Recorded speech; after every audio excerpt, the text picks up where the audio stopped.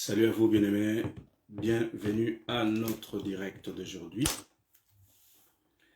J'espère que vous allez bien, nous allons partager la parole de Dieu. C'est vrai qu'aujourd'hui on commence plutôt à 13h10, je suis désolé pour le retard. Que Dieu vous bénisse, partagez ce direct. Je crois que plusieurs personnes seront quand même bénies, alors faites-le. Nous allons commencer tout simplement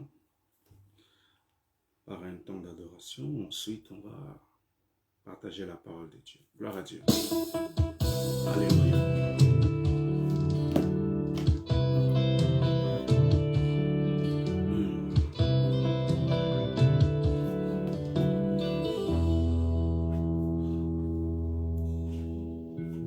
J'ai dépassé l'autel des reins et je me tiens tout près de l'autel des parfums.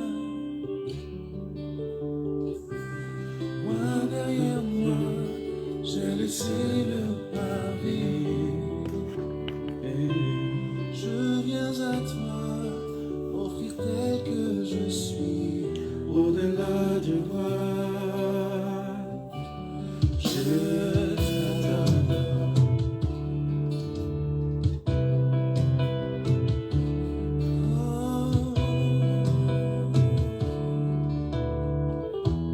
J'ai dépassé l'autel des reins,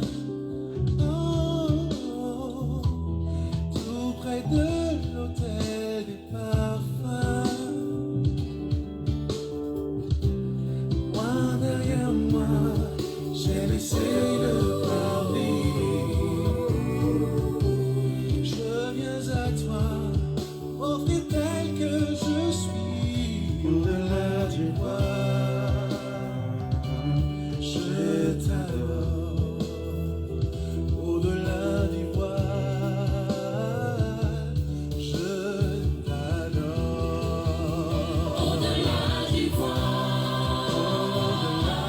Je t'adore, au-delà du voile. Je t'adore, au-delà du voile. Je t'adore, au-delà du voile. Je t'adore. Sous les ailes des deux chérubins sont les tables écrites par ta main. Dans ce lieu saint, dans ce lieu saint, où se charge de l'alliance, je ne veux rien, je ne veux rien que toucher ta présence, au-delà du voile. Je t'adore, au-delà du voile. Je t'adore, au-delà du voile. Je t'adore, au-delà du voile. Je t'adore. Le voile est déchiré, le voile est déchiré. Oh, le voile est déchiré, le voile est déchiré, le voile est déchiré. Ensemble nous pouvons entrer. Le voile est déchiré, le voile est déchiré, le voile est déchiré. Le voile est déchiré, le voile est déchiré, le voile est déchiré.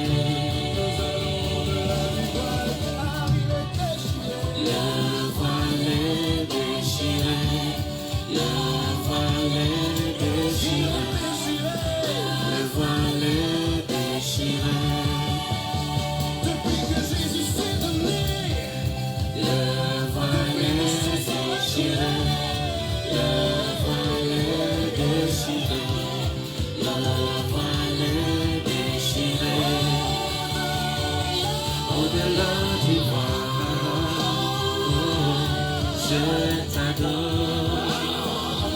Au-delà du voile, je t'adore. Au-delà du voile, je t'adore. Au-delà du voile, je t'adore. À sauter. Au-delà du voile, je t'adore. Au-delà du voile, je t'adore.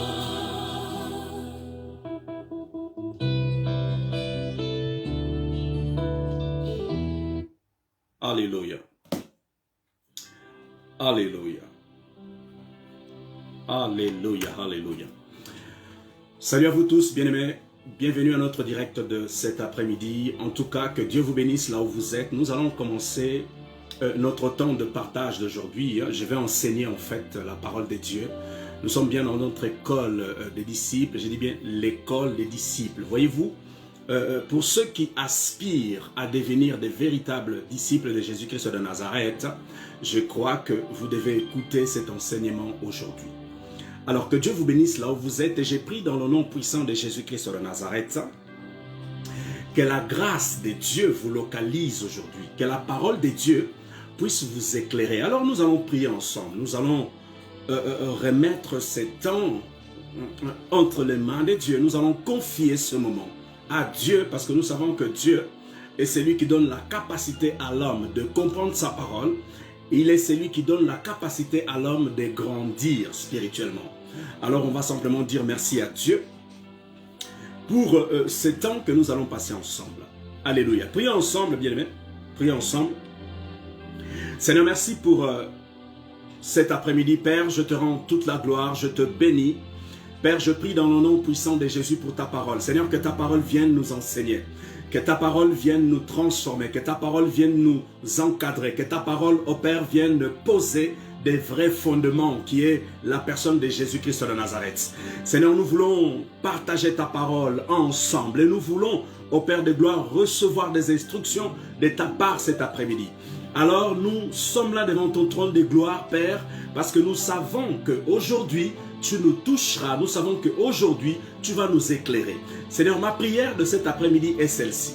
Père, éclaire nos esprits, éclaire nos hommes intérieurs, illumine l'esprit, notre esprit, Père, cet après-midi. Père, que la gloire et l'honneur te soient rendus aujourd'hui et à jamais. Merci pour le cœur de mon frère et de ma sœur. Merci parce que cet après-midi, Seigneur, oh Dieu, tu instruis le cœur de mon frère, le cœur de ma sœur. Père, que ton nom soit véritablement glorifié, Père de gloire, cet après-midi dans le nom puissant de Jésus-Christ de Nazareth. Seigneur, nous voulons nous abaisser devant ton trône. Nous voulons nous laisser instruire par toi. Nous voulons nous laisser conduire par toi. Nous voulons nous laisser, Père de gloire, bâti par toi. Parce que ta parole déclare que nous sommes des édifices. Et j'ai pris dans le nom puissant de Jésus pour ceux qui ne sont pas encore de vrais édifices, Seigneur, que tu bâtisses leur vie au travers de cet enseignement. Père, nous te glorifions, nous te bénissons. J'invite ton esprit, le Saint-Esprit, à nous conduire, le Saint-Esprit à nous enseigner, parce que ta parole déclare que le Saint-Esprit enseigne. Et Père, nous croyons que nous sommes enseignés aujourd'hui par ton esprit. Père, j'ai besoin de ta main, j'ai besoin de ton onction, j'ai besoin de ta présence. Et j'ai besoin que tu illumines le cœur de mon frère cet après-midi dans le nom puissant de Jésus-Christ de Nazareth. Seigneur, sois glorifié, sois élevé, sois exalté. C'est dans le nom précieux de Jésus que nous avons prié. Amen. Bien-aimés, une fois de plus, bienvenue à chacun de vous. Je voudrais simplement m'excuser parce qu'on devait commencer à midi, mais malheureusement, j'ai eu un imprévu et j'étais obligé de repousser notre direct, ok? De le repousser d'1 heure. Alors, je m'excuse à vous tous. Nous allons partager la parole de Dieu. Et je pense, bien aimé, je pense que vous allez aimer ce que nous allons partager aujourd'hui. Waouh! Je salue chacun de vous, je dis bien je salue chacun de vous, ceux qui sont en direct. Je vois Jonina, que Dieu te bénisse. Je vois Mouni Colline, que Dieu te bénisse. Je vois Anthony, que Dieu te bénisse. J'ai prié souvent pour vous. Je vois Fabio, mon cousin. Bon, c'est vrai qu'il parle portugais, mais je pense qu'il va comprendre un peu. Et je vois pas mal de personnes qui sont là, Marilène. Je vois, voilà, toutes ces personnes qui sont en direct. En tout cas, je vous salue dans le nom précieux de Jésus. Et que Dieu vous bénisse. Bien aimé, partagez cette vidéo parce qu'elle va faire du bien à quelqu'un. Gloire à Dieu. De quoi allons-nous parler? Bien aimé, c'est simple. Je l'ai posté sur ma page Facebook avant que vous ayez ou que vous soyez connectés. Je l'ai posté et vous avez vu déjà le thème. Le thème de notre message est celle-ci. 10 choses qu'un disciple doit faire. Je répète. 10 choses qu'un disciple doit faire. Bien aimé, peut-être que vous n'êtes pas encore un disciple. Parce que être chrétien, ça ne veut pas dire que vous êtes un disciple. Voyez-vous, être un enfant de quelqu'un, ça ne veut pas dire que vous êtes un enfant mature. Ok? Il y a ce qu'on appelle des enfants, et il y a ce qu'on appelle des hommes enfants, il y a ce qu'on appelle des hommes matures.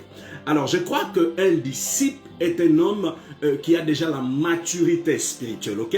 Alors, si vous aspirez à devenir des disciples de Jésus, bien aimé, c'est une bonne chose. Parce que la Bible déclare que Jésus avait 12 disciples. Et à part les disciples, Jésus avait la foule que suivait Jésus.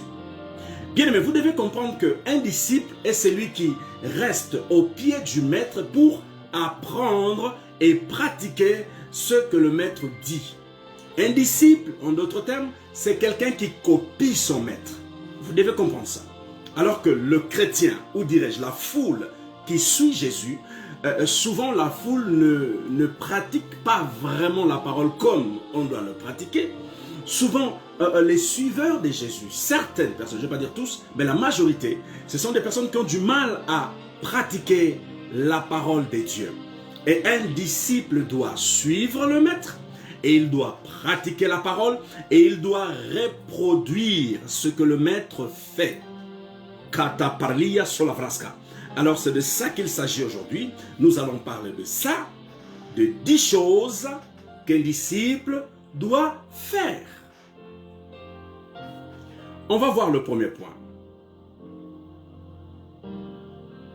Un disciple doit accepter l'appel du maître.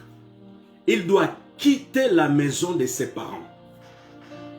Je répète, la première chose qu'un disciple doit faire, c'est d'accepter l'appel de son maître, qui est Jésus-Christ de Nazareth, et il doit être capable de quitter la maison de son père. Voyons voir rapidement ce que la Bible dit concernant Abraham. La Bible va dire que Dieu va appeler Abraham et Abraham va quitter la maison de son père. Parce que Abraham avait accepté de marcher avec Dieu. En d'autres termes, il avait accepté de devenir un disciple, de devenir un mentor pour les autres. Okay? Et lorsque vous acceptez l'appel du maître, l'appel de Dieu, vous devez tout simplement quitter votre environnement. Parce que ça ne collera pas. C'est pour ça que Dieu avait dit, Abraham, quitte la maison de ton père et va là où je t'envoie. Et la Bible dit qu'Abraham ne savait pas où Dieu l'envoyait. Mais il est allé par la foi.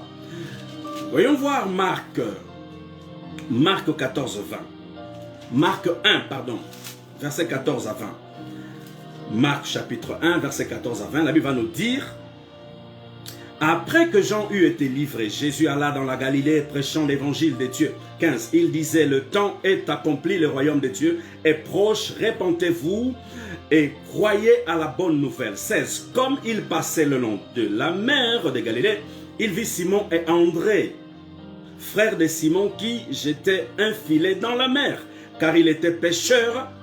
Jésus leur dit, suivez-moi. Voyez-vous, Jésus va dire, suivez-moi à ces deux personnes.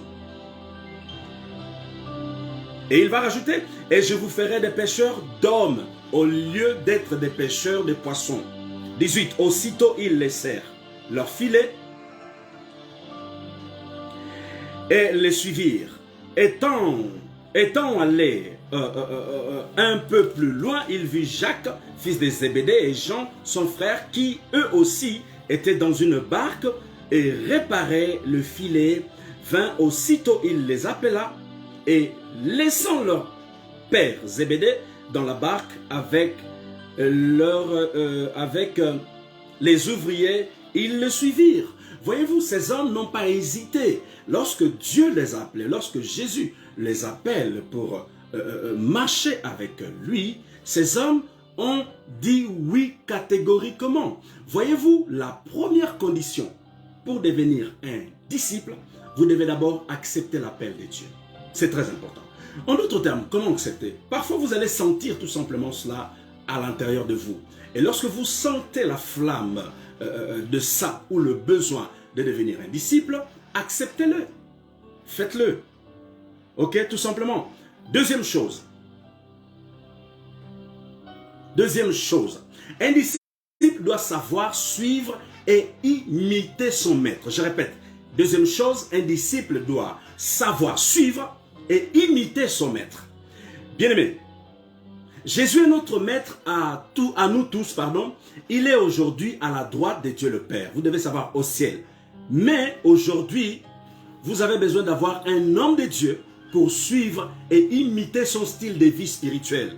Je dis, si vous aspirez à devenir disciple, vous devez avoir un homme de Dieu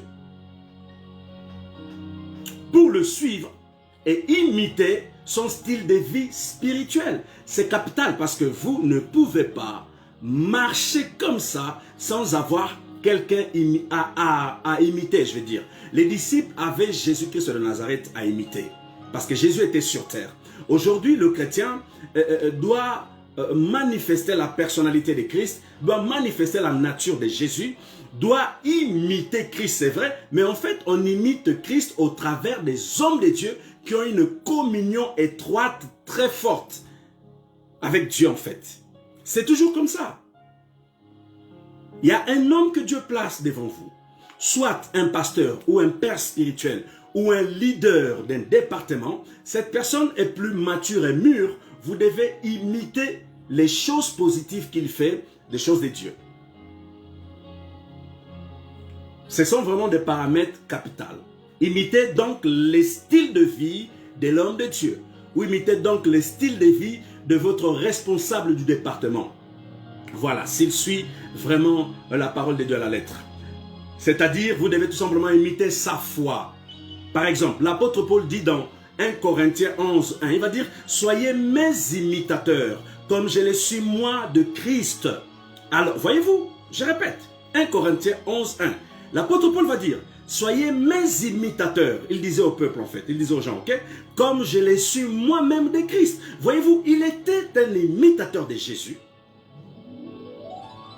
Et il voulait que les gens l'imitent parce que lui marchait avec Christ. Il imitait Jésus. Rappelons-nous que l'apôtre Paul, bien-aimé, qui s'appelle Saul, avait expérimenté la visitation de Jésus-Christ de Nazareth sur la route de Damas. Lorsqu'il va expérimenter cette visitation, cet homme va lâcher toute sa vie passée. Il va lâcher les alliances qu'il avait avec ses pères. Il va lâcher la persécution qu'il faisait aux disciples de Jésus-Christ. Et il va lui-même à son tour servir Jésus, servir Dieu par sa parole. Voyez-vous l'impact de la personne de Jésus-Christ de Nazareth. Si Christ est véritablement en vous, Jésus doit impacter votre vie. Et c'est Jésus impacte votre vie, bien-aimé. S'il impacte véritablement votre vie, vous devez manifester cet impact. Ou dirais-je, cet impact va se manifester, va se extérioriser. Alors, un conseil. Alors, bien-aimé, un conseil. Avant de suivre et d'imiter un homme de Dieu, vous devez être sûr que cette personne est appelée par Dieu. Je répète, avant de suivre ou d'imiter un homme de Dieu ou un leader, vous devez être sûr que ce leader ou cet homme de Dieu a l'appel de Dieu. En d'autres termes, qui marche vraiment avec Dieu.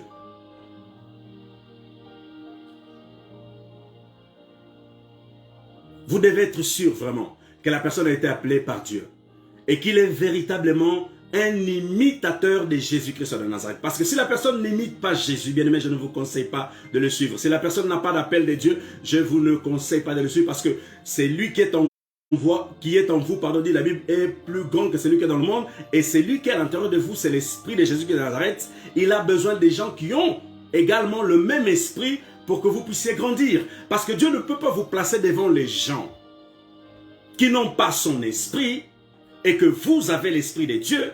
Qu'est-ce qu'il va vous enseigner?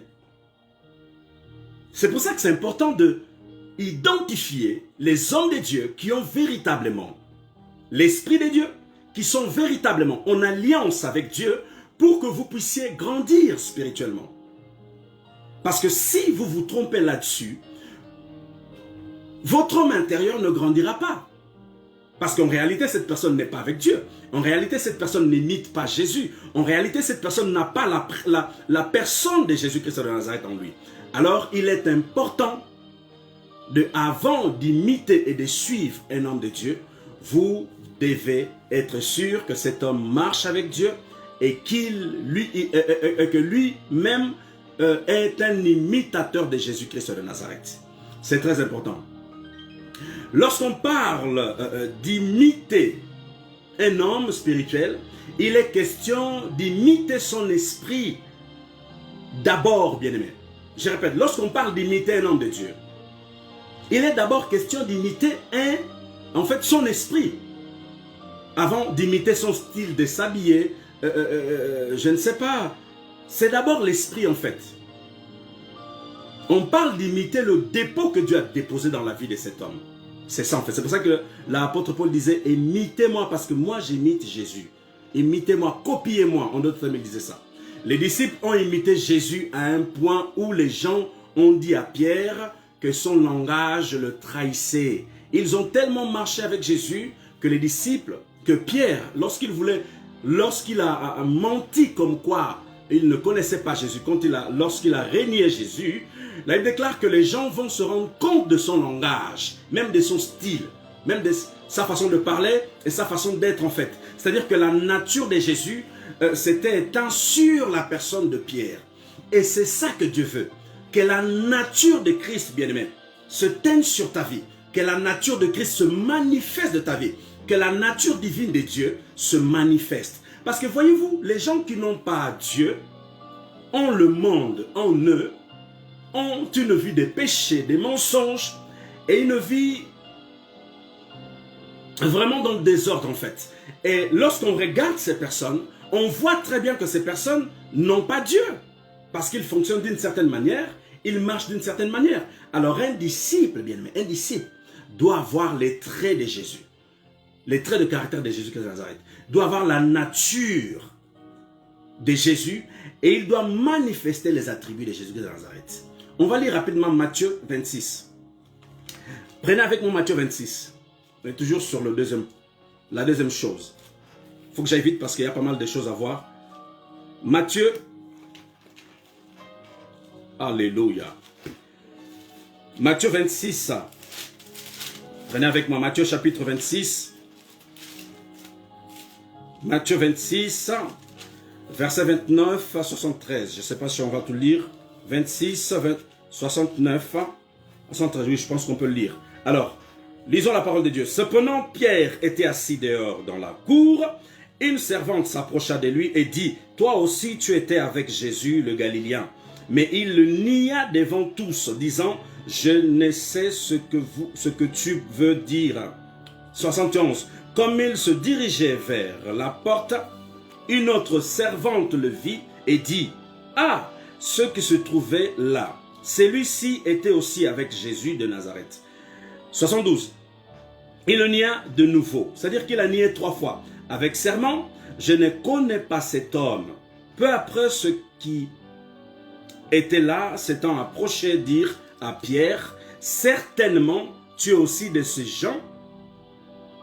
gens-là, car ton langage te fait reconnaître. » Voyez-vous, le langage, la nature de Jésus s'affichait en fait. S'affichait dans la vie de Pierre. Et ce n'était pas que Pierre, c'était les 12 en fait. La vie de Jésus s'affichait la nature, pardon, de Christ affichée dans leur vie. Voyez-vous, un disciple doit afficher la nature, ou dirais-je manifester la nature de Jésus Christ de Nazareth. C'est très important. Marebo Shakata Pralia. Quatrième chose, un disciple doit avoir une vie de prière continuelle. Je dis bien, un disciple, si vous aspirez à devenir des disciples bien-aimés, vous devez être une femme ou un homme qui prie continuellement. J'ai l'habitude de dire que la prière est la respiration du chrétien. Je répète, la prière, bien-aimé, est la respiration du chrétien. Si vous ne pouvez plus prier, vous êtes mal barré. En d'autres termes, votre bouche dégage la vie ou la mort. Et c'est pour ça que lorsque vous vous mettez devant le trône de Dieu et parlez à Dieu, les choses se produisent. Et c'est pour ça que c'est important d'avoir une vie de prière constante, une vie de prière continuelle, une vie de prière forte, une communion assise sur l'écriture et sur la personne de Jésus-Christ de Nazareth, basée sur l'écriture et sur la personne de Jésus. Si vous faites ainsi, bien aimé, vous allez voir que votre vie de prière va changer. Alors, 1 Thessaloniciens 5,17 va dire « Priez sans cesse ». La Bible nous incite à prier sans cesse. Vous qui aspirez à devenir ou à être des disciples de Jésus, Christ de Nazareth, vous devez prier tout le temps. Moi, je le fais parce qu'il faut que je le fasse. C'est mon oxygène, je dois le faire. Vous devez également le faire, bien, mais c'est comme l'oxygène que l'homme prend pour son corps naturel. La prière est un peu comme l'oxygène de l'homme aussi. C'est important. Éphésiens 6,18 va dire « Faites en tout temps, par l'Esprit, toutes sortes de prières et de supplications. Veillez à cela avec une entière persévérance et priez pour tous les saints. » Voyez-vous, en fait, dans ce verset nous incite à prier en langue, prier par l'intelligence et faire des supplications. Et plus loin, nous allons voir qu'il dit prier pour les saints. Et ici, lorsqu'il dit prier pour les saints, en d'autres termes prier pour les autres, il est en train de nous emmener dans une autre dimension, dans la dimension de la sentinelle, ou dans la dimension de l'intercesseur. Parce que ce n'est pas juste suffisant de prier pour vous, bien-aimés. Il faut prier pour les autres, pour vos frères. Et il faut également prier pour votre église. C'est très important. Il faut intercéder. Et vous placez comme une sentinelle. Une sentinelle est quelqu'un qui intercède. Une sentinelle est quelqu'un qui prie pour les autres. Et normalement, un disciple, il a ça en lui. Vous ne pouvez pas être un disciple et ne pas être une sentinelle. C'est juste pas possible. Si vous êtes disciple, ça veut dire que vous êtes habilité à garder des âmes du Seigneur. À garder des âmes du Seigneur. Et qui dit garder des âmes du Seigneur, dit prier pour les âmes. Dit protéger pour les âmes. En d'autres termes, protéger les brebis et les garder, les conserver en bon état. Parce que Dieu vous a fait confiance. Le disciple a cette capacité. Et le disciple peut faire ça. Un disciple doit être aussi une sentinelle, comme je disais, pour les autres. Vous devez être une sentinelle pour les autres. Pas juste être un homme qui prie pour lui, ses enfants pour lui, ses enfants bien aimés. Ça, c'est l'égoïsme, ça. Il faut monter à un autre niveau, il faut changer la dimension. Vous avez assez prié pour vous, c'est bon. Vous avez assez prié pour vos enfants, pour vos frères. Mais il faut prier pour vos voisins, prier pour vos frères, prier pour d'autres personnes. Priez pour les autres. Intercédez pour les autres. C'est très important parce que c'est biblique ça. Alors la sentinelle est un soldat qui a la charge de surveiller et de protéger les âmes, comme je disais, que le Seigneur lui confie. Ézéchiel 3,17 va dire « Fils de l'homme, je t'établis comme sentinelle sur la maison d'Israël. » Ça c'était pour les Israéliens. Mais lorsque vous êtes né de nouveau, lorsque vous avez quitté spirituellement la maison de vos parents, parce que lorsque Jésus vous rachète, ok, il vous lave, vous sanctifie, il vous retire du sein ou du ciel de la famille spirituelle. Alors vous devenez l'intercesseur de vos frères, vous devenez l'intercesseur de vos parents. Pourquoi? Parce que Dieu veut également illuminer leur esprit. Dieu veut également le faire sortir de là où ils sont. Alors, l'une des responsabilités du disciple, c'est également ça. Prier pour les autres, intercéder pour ses frères et sœurs, intercéder pour ses parents, pour que Dieu puisse les libérer. Je dis bien les libérer du monde du ténèbre. Parce que tous ceux qui n'ont pas Christ sont dans le noir, sont dans le ténèbre, dit la Bible. Continuons notre lecture. On est toujours dans Ézéchiel 3,17. Alors, tu écouteras la parole qui sortira de ma bouche, ça c'est Dieu qui parle, et tu les avertiras de ma part. Et la Bible dira plus loin que si vous n'avertissez pas au pécheur ou à la personne qui a fait la gaffe, je paraphrase, si vous qui êtes sentinelle, vous ne l'avertissez pas, et que cette personne meurt, la Bible dit que la mort de cette personne sera sur votre conscience. En fait, c'est une grande responsabilité. Lorsque nous sommes des sentinelles, nous devenons des hommes qui ont une très grande charge et une grande responsabilité sur leurs épaules. Il faut comprendre ça. Alléluia. Cinquième chose, on va voir cinquième chose maintenant.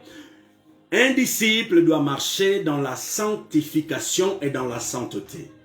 Vous allez me dire pourquoi, pasteur? C'est simple. Lorsque vous êtes né de nouveau, Jésus vous a sanctifié, vous a purifié. Mais maintenant, lorsque Jésus vous lave et vous purifie, vous n'êtes pas au ciel, vous êtes sur terre. Et sur terre, le boss ici, c'est Satan, bien-aimé. Je vous ai déjà dit hier. C'est le prince de l'air, c'est le prince de ce monde. Et lorsque vous êtes sanctifié, sauvé par Christ, purifié par Christ, mis au propre, sachez que vous êtes toujours sur terre. Et ici, l'homme risque toujours de pécher. L'homme risque toujours de chuter. L'homme risque toujours de faire des bêtises. Mais le problème, ce n'est pas la bêtise ou la gaffe ou l'impureté. Ce n'est pas vraiment ça qui compte. Ce qui compte, bien aimé, c'est ta réaction. Ta réaction. Comment tu vas réagir après avoir péché? Comment tu vas réagir après avoir marché dans l'impureté? Comment tu vas réagir après avoir tombé? C'est la réaction qui compte. Soit vous allez faire le choix de rester comme ça, soit vous allez faire le choix d'aller devant le trône de Dieu et demander pardon au Père pour qu'il puisse réparer les choses, restaurer encore les choses et sanctifier à nouveau et vous pardonner tout simplement. Je ne sais pas si les hommes comprennent parfois. Ce n'est pas les hommes qui vont d'abord vous pardonner. Les hommes peuvent vous pardonner, c'est bien. C'est ce que la Bible dit. Pardonnez-vous les uns les autres. Mais vous avez besoin du pardon de Dieu. Vous avez besoin du pardon de Dieu. Et la cinquième chose dit, un disciple doit marcher dans la sanctification et dans la sainteté. En d'autres termes, vous devez vous préserver. Gardez-vous. Refusez de marcher dans la saleté. Refusez de marcher dans l'impureté. C'est votre choix, bien-aimé. Les gens qui préfèrent marcher dans l'impureté, dans l'alcool, dans la drogue, certaines personnes sont poussées par des esprits, d'autres sont ils ont un voile devant leurs yeux, mais certaines personnes ont fait le choix de vivre là, en fait. C'est pour ça que ma prière est celle-ci. Que le Seigneur vienne restaurer votre sanctification, qu'il vienne restaurer votre sainteté, qu'il vous met à propre à nouveau. Lisons 1 Corinthiens 6, 11 va dire. Et c'est là ce que vous étiez, quelques-uns de vous, mais vous avez été lavés, voyez-vous, dit la Bible au passé, mais vous avez été sanctifiés, mais vous avez été justifiés. Si vous avez été justifiés, bien aimé, il n'y a plus de condamnation. La Bible dit, il n'y a plus de condamnation pour ceux qui croient en Christ, ceux qui ont reçu Jésus-Christ de Nazareth. Il n'y a plus de justification. Parce que lorsqu'on fait n'importe quoi, on doit se présenter devant le trône de Dieu, comme des soldats, comme des disciples, pour demander pardon au Père, tout simplement. Mais vous avez été justifiés au nom du Seigneur Jésus-Christ et par l'Esprit de notre Dieu. En d'autres termes, vous qui avez été lavés et sanctifiés, vous devez désormais marcher dans la sainteté et dans la sanctification. Alors, si un jour vous trébuchez, si un jour vous salissez, ok, parce qu'on est dans le monde, allez-y demander pardon à Dieu et priez, priez beaucoup, parce que la prière lave, hein? Écoutez bien, la prière lave, la prière aussi sanctifie, la prière aussi purifie. Plus vous priez, Dieu peut vous laver. Il y a la parole qui lave, mais des temps de prière et des temps d'adoration, le Seigneur répare, restaure et lave l'homme. Vous devez comprendre ça, bien-aimé. La Bible nous recommande de fuir le péché. C'est ce que la Bible dit. La Bible nous recommande de fuir le péché. Romains 6, je répète, Romains 6, 12 à 13, là il va dire que le péché ne règne donc point dans votre corps mortel et n'obéissez pas à ses convoitises, parce que le péché a des convoitises, c'est-à-dire que la chair a des convoitises. 13, ne livrez pas vos membres au péché comme des instruments d'iniquité, parce que la Bible sait que vous êtes des instruments pour Dieu, pour la sainteté, pour la sanctification, mais pas pour l'iniquité. Continuons. Mais donnez-vous vous-même à Dieu comme étant vivants des morts que vous étiez. Et offrez à Dieu vos membres comme des instruments de justice. Des justices. Deuxième point, rapidement. Le disciple doit être conscient qu'il a un travail à faire dans sa vie. Concernant sa personnalité et son caractère. Un disciple qui n'est pas conscient qu'il doit travailler sa personnalité et travailler son caractère, c'est un disciple qui va échouer. Je répète, un disciple qui n'est pas conscient qu'il doit travailler sa personnalité et son caractère est un disciple qui va échouer. Bien aimé, si vous êtes un disciple et si vous voulez devenir un disciple et vous ne travaillez pas votre caractère, vous ne travaillez pas votre personnalité, vous allez échouer votre marche avec Jésus. Parce que, en d'autres termes, vous allez rester à un stade que Dieu ne pourra pas vous élever en fait. Pourquoi? Parce que vous n'avez pas pris le soin de vous y, comment dirais-je, de vous auto-corriger et tout ça, ok? C'est important de comprendre ça. Sixième chose qu'un disciple doit faire. Un disciple doit être rempli d'amour. Bien aimé, nous savons que Dieu est amour, parce qu'il a dit dans Jean 3,16, il a dit, car Dieu a tant aimé le monde qu'il a donné son Fils unique, Jésus de Nazareth, pour quiconque croit en lui ne périsse point. En fait, Dieu est rempli d'amour, il est amour lui-même. Et il veut déposer son amour dans ta vie. Son amour est dans ta vie, mais il veut maintenant manifester cet amour. Parce que Christ est amour, Christ est en toi, bien aimé, au travers du Saint-Esprit. Maintenant, il veut que tu manifestes cet amour. Même lorsqu'on te fait du mal, tu pardonnes et tu aimes les gens. C'est important. Ça, c'est la 16e chose que tu dois faire. Être rempli de l'amour. Alors, Colossiens, je vais vite parce que on n'a pas assez de temps. Je répète, un disciple doit être rempli de l'amour. Colossiens 3,14, elle va dire, mais par-dessus toutes ces choses, revêtez-vous de la charité, qui est rien d'autre que l'amour, qui est le lien de la perfection. Voyez-vous, il dit que l'amour est le lien de la perfection. Parce que l'amour pardonne. L'amour aime. L'amour n'envie pas. L'amour ne fait pas de mal à l'autre. L'amour ne fait pas la concurrence. L'amour ne tue pas les autres. L'amour n'est pas sorcier. Voyez-vous l'amour qu'elle a là. Alors, le désir de Dieu est que chacun de nous, nous soyons remplis de son amour. Être remplis d'amour pour aimer Dieu et son prochain.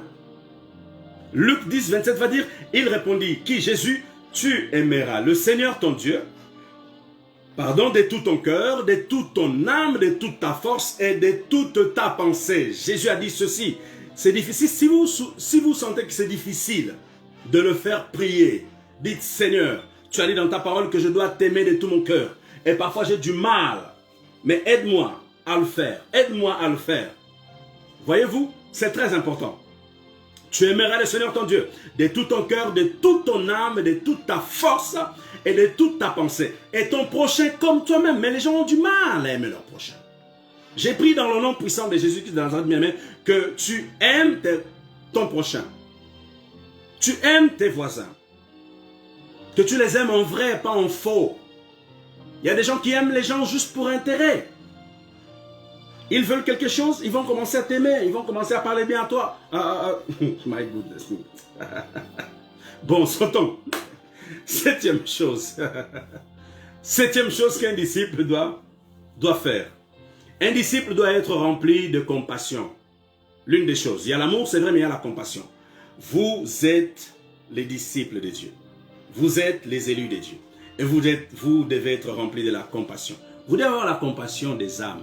Compassion des hommes. Compassion des hommes. Je répète, compassion des hommes. Ephésiens 4, 32 va dire, soyez bons les uns envers les autres, compatissants, vous pardonnant réciproquement comme Dieu vous a pardonné. Bien-aimés, vous aimez qu'on vous pardonne, mais vous ne voulez pas pardonner les autres.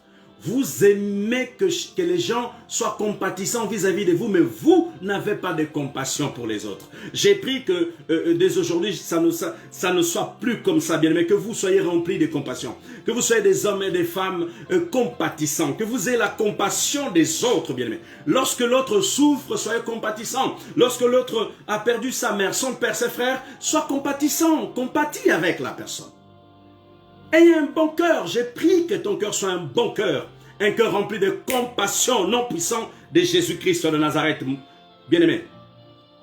Colossiens 3,12 va dire, ainsi donc, comme des élus de Dieu, saints et bien-aimés, revêtez-vous des entrailles.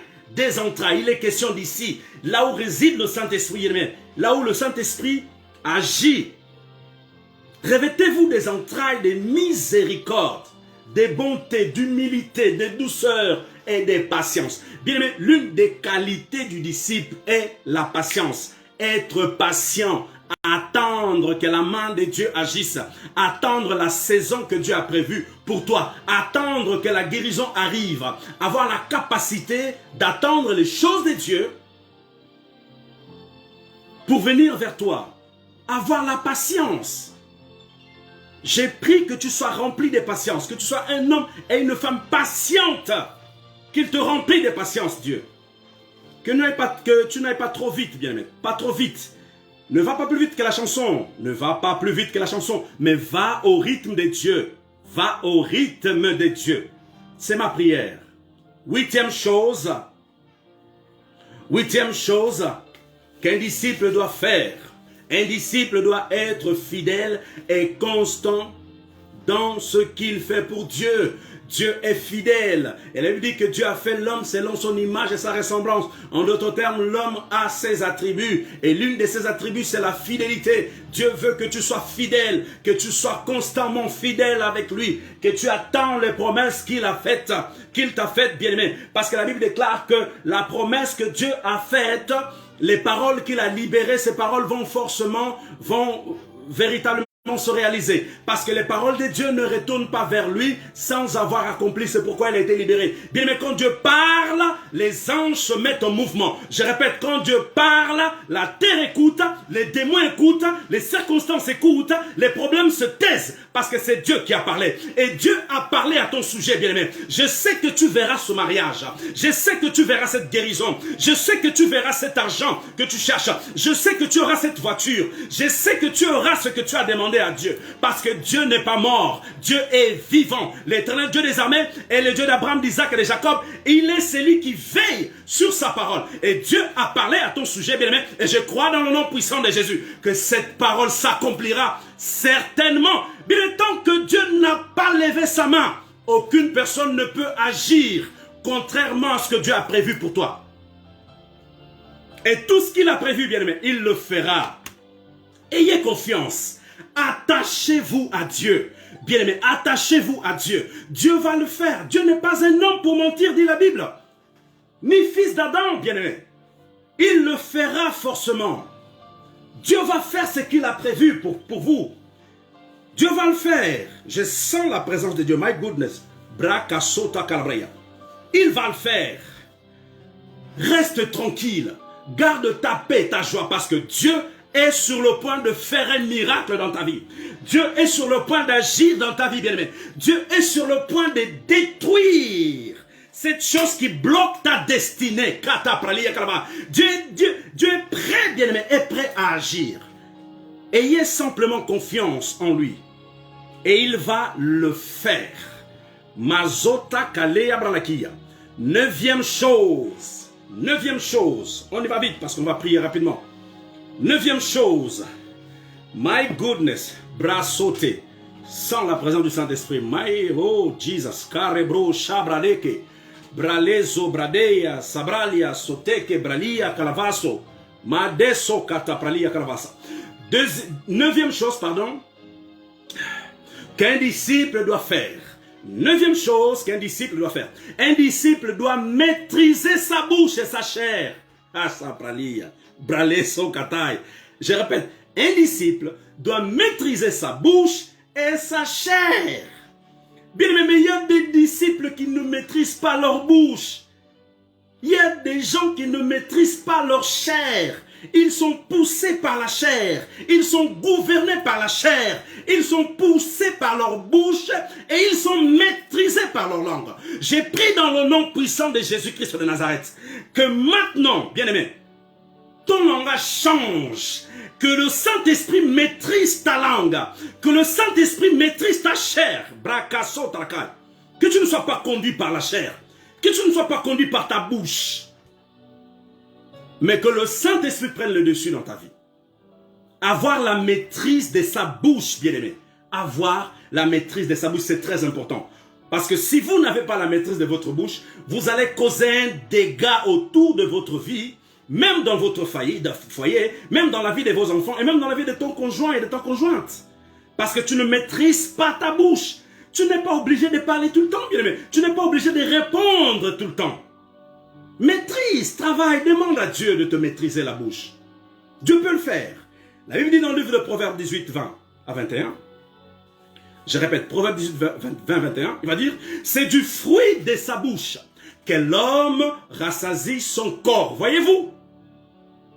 C'est du produit de ses lèvres qu'il se rassasie.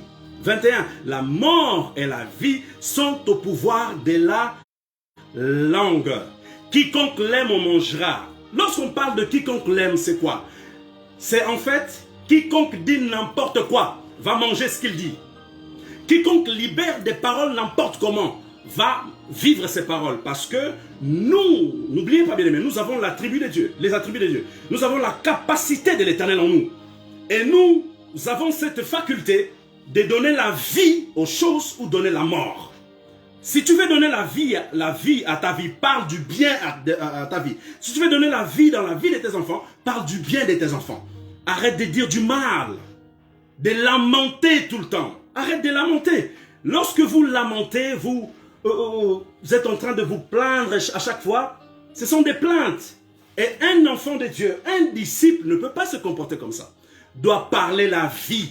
Doit dire la vie, des paroles positives, des paroles déclarées, des paroles positives. Même si tu vois la situation compliquée, mais des paroles positives, libère des paroles positives. Continuons la lecture. Colossiens 3,5 va dire, faites donc mourir les membres qui sont sur la terre, il est question de votre chair, l'impudicité, l'impureté, les passions, les mauvais désirs et la cupidité qui est une idolâtrie. C'est ça que Dieu nous demande de faire. Vous êtes capable, bien aimé, parce que vous avez la capacité de Dieu en vous. Galates 5, 24 va dire, ceux qui sont à Jésus-Christ ont crucifié la chair avec ses passions. Parce que la chair a des passions. La chair aime aller en boîte. La chair aime boire. La chair aime coucher. La chair aime mentir. La chair aime voler. La chair aime faire des choses par derrière. Mais bien aimé, que Dieu vous libère de ces choses. Qu'il libère ta chair de ces choses. Qu'il te libère de ça. Au nom puissant de Jésus-Christ de Nazareth. La chair et ses passions. Et ses désirs. Que tes désirs, bien aimé, soient tournés vers la personne de Jésus. Que tes désirs soient tournés vers Dieu. Que tes désirs, bien aimé, soient tournés vers la personne du Saint-Esprit. Soupire après l'Esprit de Dieu. Romains 8, 13 va nous dire, si vous vivez selon la chair, vous mourrez. Mais si par l'Esprit, vous faites mourir les actions du corps, vous vivrez. En d'autres termes, la nature divine, bien-aimé, est incompatible aux pratiques charnelles. Je répète, la nature divine est incompatible aux pratiques charnelles. C'est pour ça qu'elle dit, si vous faites ça, pratiquez les choses charnelles, vous mourrez. C'est quoi la mort? C'est la mort spirituelle. Parce que plus vous péchez, vous vous séparez de la personne de Dieu. Lorsqu'Adam et Ève vont pécher dans le jardin d'Éden, ils sont morts spirituellement, pas physiquement. Ce qu'on appelle la mort spirituelle en fait. On appelle la séparation d'avec Dieu. Tu te sépares de ton Créateur. C'est pour ça que Dieu n'aime pas le péché. Dieu aime le pécheur, mais pas le péché. Parce que Dieu sait qu'il peut sauver le pécheur, mais pas sauver le péché. Satan est le péché incarné. C'est pour ça que Dieu ne peut pas le sauver. Mais Dieu peut sauver les hommes faits à l'image de Dieu qui pêchent contre Dieu et contre les hommes. Dieu peut le sauver. Mais Dieu ne peut plus sauver Satan. Satan, son cas a été déjà réglé. C'est déjà réglé dans le livre d'Apocalypse. Il attend tout simplement le temps que Dieu a fixé pour qu'il soit jeté dans le Sapralia Salavraska. 10e, il faut qu'on aille vite. Parce que là, on est déjà presque arrivé. Oh, Jésus. Il me reste 10 minutes. Waouh. Brassode, brassode, brassode, brassode, brassode. Bralia Salavraska. Merci d'avoir été là. Restez là, bien-aimés. On va finir vite fait le 10e. Et après, on va prier. On va prier pendant 10 minutes là. Il va me rester 10 minutes. On va prier ensemble. Brassote, calibra la cita. 10e chose qu'un disciple doit faire. La dernière. Il y en a plusieurs, hein, mais j'en ai pris que 10 en fait. Ok? Alors, la 10e chose qu'un disciple doit faire. Un disciple doit être spirituel. Lorsqu'on parle de l'homme spirituel, on parle de l'homme intérieur, n'est-ce pas? On ne parle pas de l'homme physique. Il n'est pas question de l'homme physique. Il n'est pas question de ton corps. Il est question de ton esprit. Et l'homme fait à l'image de Dieu doit beaucoup considérer l'homme intérieur que l'esprit. Et un disciple doit être un homme spirituel. Doit être spirituel. Doit être spirituel. Je ne suis pas en train de dire que s'il est spirituel, il faut qu'il meure, que son corps aille, je ne sais pas où. Non, non, c'est pas ça que je dis. L'homme est en 3 dimensions, ok? Mais que son esprit soit au-dessus de son âme et de son corps. Voyez-vous, l'homme dans sa mentalité, lorsqu'on parle de l'homme en 3 dimensions, il voit d'abord le corps, l'âme. Ensuite, en 3e position, l'homme voit l'esprit. Ça, c'est la nature humaine qui nous a appris comme ça. Mais en réalité, en vrai, Dieu ne voit pas comme nous le voyons. C'est pour ça que Dieu a dit, vos pensées ne sont pas mes pensées. Voyez-vous? C'est-à-dire que la façon de voir de Dieu, ce n'est pas notre façon de voir. Et Dieu m'a dit un jour que dans sa pensée initiale, il était question de l'esprit d'abord, après l'âme, ensuite le corps. Parce qu'il savait que le corps, c'est là où il y a beaucoup de défauts en fait. Il savait que dans l'âme, c'est là où l'âme est faible. Alors si votre esprit s'attache, votre homme spirituel, votre homme intérieur, s'attache au Saint-Esprit, il va être impacté par le Saint-Esprit, il va être nourri par le Saint-Esprit, il va être fortifié par le Saint-Esprit, et par la suite, votre esprit va prendre les dessus sur l'âme et le corps. Mais malheureusement, dans notre génération, les hommes sont trop charnels, sont trop high-tech. Ils mettent d'abord la chair devant, ensuite l'âme et après l'esprit. C'est pour ça qu'ils se font bobiner, parce qu'ils ne sont pas spirituels, ils sont charnels. Et ma prière, bien-aimé de cet après-midi, est que Dieu fasse libérer l'homme spirituel que tu es. Qu'il fasse grandir l'homme spirituel que tu as à l'intérieur de toi. Qu'il élargisse ton homme spirituel. Qu'il donne la capacité à ton homme spirituel de gouverner ton âme et de gouverner ton corps. Brakeso tapale kele maya kataya. Brazido kayeke. C'est ma prière de cet après-midi. Elle veut dire donc 2 Corinthiens 5, 7 va dire, car nous marchons par la foi et non par la vue. Bien, mais ceux qui marchent par la vue, ce sont des gens charnels. Ceux qui marchent par la foi, ce sont des gens spirituels. En d'autres termes, un disciple doit marcher par la foi pour dominer dans sa génération. Vous devez comprendre ça, bien-aimés. Alléluia. Gloire à Dieu. On va prier. Rabrasso, il reste même 5 minutes. Sabro là-bas. Brady, 5 minutes qui restent là, on va prier. Prier par rapport à tout ce que nous avons vu là, par rapport à ces 10 choses, bien aimés. 10 choses qu'un disciple doit faire, on les a citées. Et on va prier pour ça. Un disciple doit répondre à l'appel de Jésus-Christ de Nazareth. Un disciple doit lâcher sa vie. Lorsqu'on suit Jésus, on lâche sa vie. Bien, mais j'ai tout abandonné, je vous ai déjà témoigné plusieurs fois. J'ai abandonné mon basket, j'ai abandonné mon monde des affaires, j'ai abandonné plein de trucs.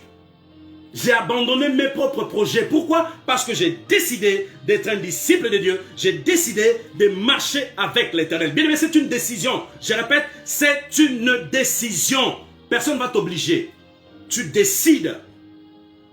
Et je suis heureux, je suis content d'avoir décidé, d'avoir choisi Jésus-Christ de Nazareth et d'avoir décidé de marcher avec Dieu, d'avoir décidé de recevoir la vision de Dieu, d'avoir décidé de marcher avec des anges de Dieu, d'avoir décidé d'accepter la personne de Jésus-Christ de Nazareth tel qu'il est. Bien aimé, je suis content d'avoir fait ça. Je ne regrette rien du tout. Je ne regrette pas. Dieu est puissant. Malebo sakalabra lia salakata. On va prier. Koraba shakrabai. Bradeso katea bralia. Salavras kolamanda. Père, je prie dans le nom puissant de Jésus-Christ de Nazareth. Père, pour tous ceux qui ont suivi ce message, j'ai pris dans le nom puissant de Jésus que tu mettes le désir dans leur cœur, le désir d'être un disciple de Jésus-Christ de Nazareth. Parce que ce n'est pas pareil, Seigneur. Être un chrétien et un disciple, ce n'est pas la même chose. Un disciple est celui qui pratique la parole de Dieu. Un disciple est celui qui s'attache à son maître. Un disciple est celui qui sacrifie sa vie pour Jésus. Parce que Jésus a sacrifié sa vie pour les disciples. Et Père, nous te rendons toute la gloire cet après-midi. Père, je prie dans le nom puissant de Jésus que tu impactes la vie de mon frère et de ma sœur. Que tu impactes leur vie. Tous les jours, dans le nom puissant de Jésus-Christ de Nazareth. Père, nous prions cet après-midi. Nous prions que le Seigneur nous donne la force et la capacité de suivre et d'imiter des hommes de Dieu qui ont ton appel, des hommes de Dieu qui ont la nature de Jésus, de suivre et d'imiter le Maître qui est Jésus-Christ de Nazareth. Père, nous avons besoin de modèles. Et l'un ou le premier modèle de chacun de nous, Seigneur, c'est Jésus-Christ de Nazareth. Et il y a d'autres modèles qui sont des hommes de Dieu, que tu as mis ton esprit à l'intérieur, que tu as mis ton onction à l'intérieur, que tu as mis un mandat à l'intérieur, que tu as mis une vision à l'intérieur. Père, nous voulons marcher également selon ces hommes qui se sont attachés à Jésus. Père, nous prions dans le nom puissant de Jésus-Christ de Nazareth pour avoir la capacité de pratiquer ta parole. Parce que ta parole est la vie. La vie, Zoé, est dans la parole de Dieu. Et Père, je prie dans le nom puissant de Jésus. Jésus a dit, je suis la parole, je suis le pain de vie.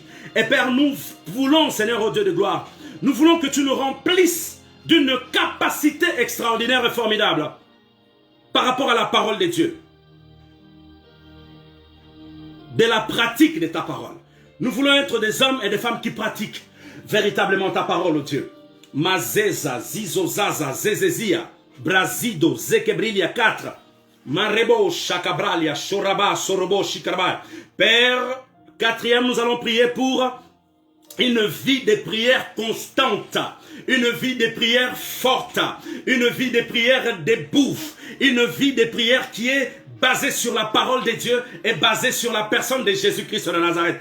Une vie de prière élargie. Père, je prie dans le nom puissant de Jésus que tu fasses grâce à ma soeur et mon frère, que leur vie de prière s'élargisse, parce que c'est l'année de l'élargissement de leur esprit. Et Père, je prie dans le nom puissant de Jésus-Christ de Nazareth, que tu élargis leur communion, tu élargis leur esprit et leur vie de prière au nom puissant de Jésus-Christ de Nazareth.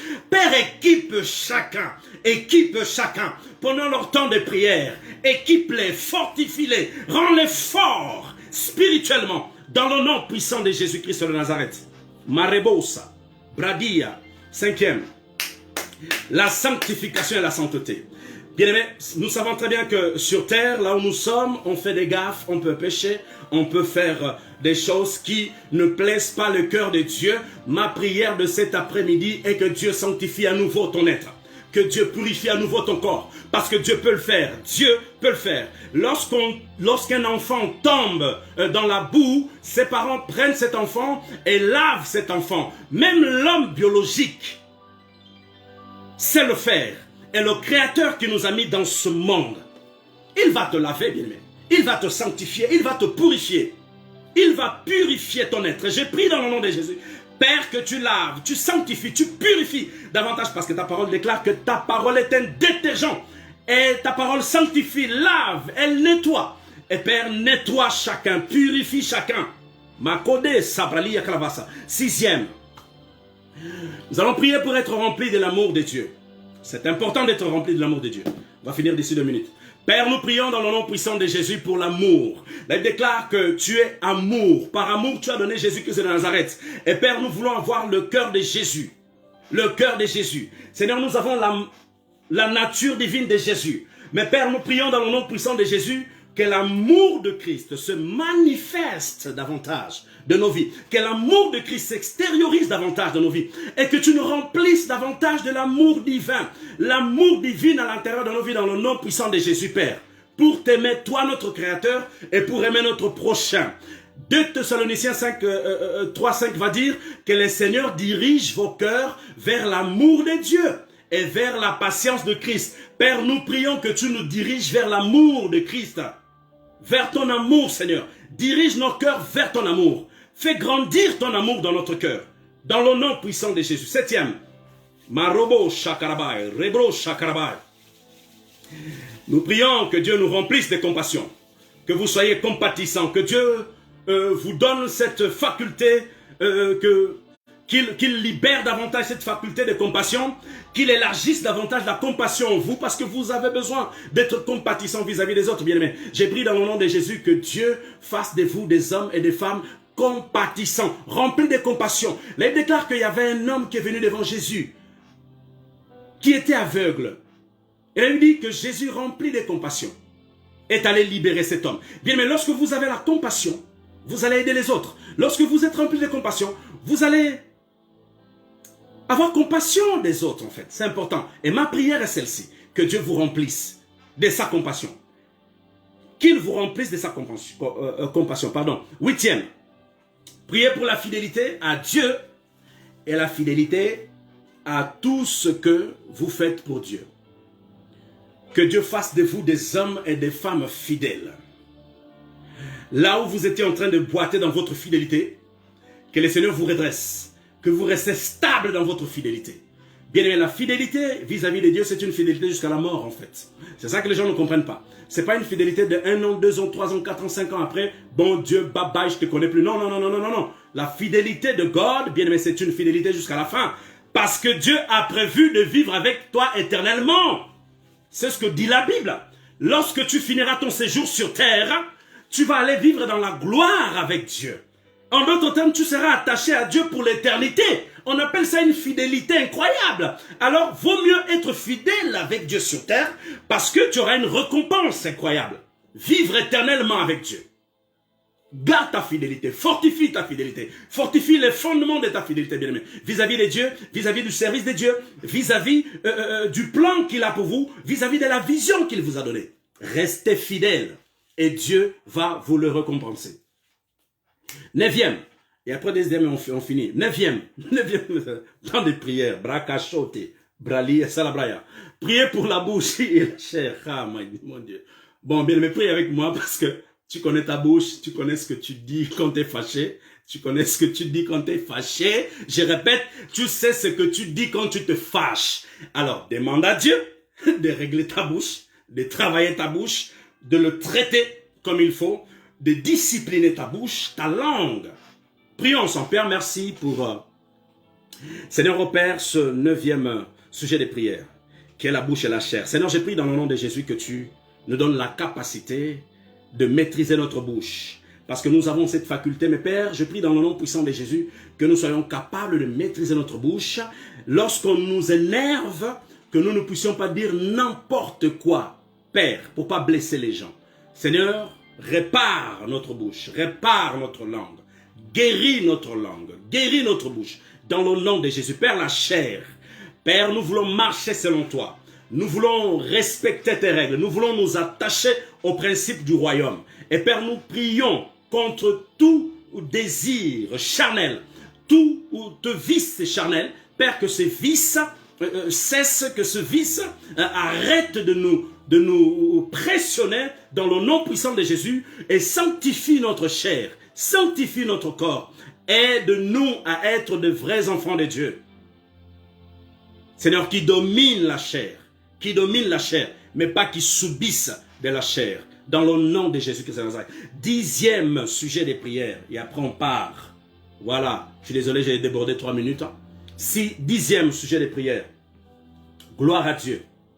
Priez pour être davantage un homme spirituel. En d'autres termes, que le Seigneur fasse grossir votre esprit, qu'il fasse grandir votre esprit, votre homme intérieur, qu'il fortifie votre esprit, qu'il vous donne de maîtriser les choses de l'esprit par votre esprit, dans le nom puissant de Jésus-Christ de Nazareth. Que vous soyez davantage des hommes spirituels, des femmes spirituelles, que vous soyez forts spirituellement, et que même le monde spirituel vous reconnaisse comme étant enfants de Dieu, élus de Dieu, oins de Dieu, des gens remplis de la grâce de Dieu.